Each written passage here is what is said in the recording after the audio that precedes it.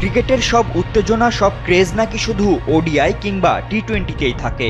সামাজিক যোগাযোগ মাধ্যম থেকে শুরু করে খেলার মাঠ, সবখানেই এমন বার্তা শোনা যায় হরহামেশাই। কিন্তু গেল এক মাসে বিশ্বব্যাপী যতগুলো ওডিআই বা টি-20 সিরিজ হয়েছে, সেগুলোর উত্তেজনা যতটা না ছিল তার চেয়েও বেশি ছিল ভারত ইংল্যান্ডের টেস্ট সিরিজে। অন্তত নেট দুনিয়া তো তাই বলে। নাটক, বিতর্ক, রোমাঞ্চ কি ছিল না এই সিরিজে? পান্তের ইনজুরি, খেলোয়াড় বদলি, স্টোকস জাদেজার হ্যান্ডশেক বিতর্ক, সেই সঙ্গে ক্রিস ওকসের সাহসিকতা, এত কিছুর পর ভরপুর এক সিরিজের মধুর সমাপ্তি ঘটল গতকাল। অ্যান্ডারসন টেন্ডুলকার ট্রফির 5 ম্যাচ সিরিজ শেষ হলো 2-2 সমতায়।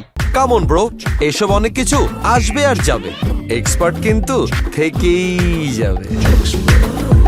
এমন উত্তেজনাপূর্ণ সিরিজ শেষে আইসিসি চেয়ারম্যান জয় শাহ শুভেচ্ছা জানিয়েছেন ভারত ও ইংল্যান্ডকে।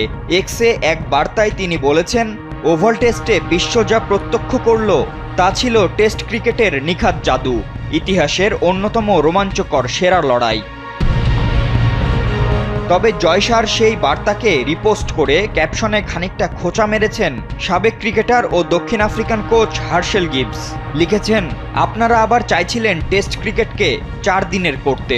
গিবসের এই খোঁচার অবশ্য যুক্তি আছে ঠিকই, কারণ ভারত ইংল্যান্ডের এই সিরিজের প্রায় প্রতিটি ম্যাচের ফলাফলই এসেছে 5ম দিনে। শেষ মুহূর্ত পর্যন্ত চলেছে ড্রামা, ছিল টান টান উত্তেজনা। কিন্তু কিছুদিন আগেও আইসিসি ভাবছিল টেস্ট ম্যাচকে 4 দিনের করতে। সেটা হলে হয়তো এই অ্যান্ডারসন টেন্ডুলকার সিরিজের চিত্রটা হতো ভিন্ন। টেস্ট ক্রিকেটের ভবিষ্যৎ নিয়ে এখনও রয়েছে জল্পনা, কিন্তু 2020 কিংবা 25 যখনই টেস্ট ক্রিকেটকে 4 দিনের করার আইসিসির এমন ভাবনা এসেছে, তখনই প্রতিবাদ করেছেন কিংবদন্তিরা। সেই সময় ছিলেন জাভেদ মিয়াঁদাদ, ইন্তিখাব আলম এবং ইয়ান বোথামরা, আর এবার সেই তালিকায় যোগ দিলেন হার্শেল গিবস। ফাতেন ইশরাক, কালবেলা।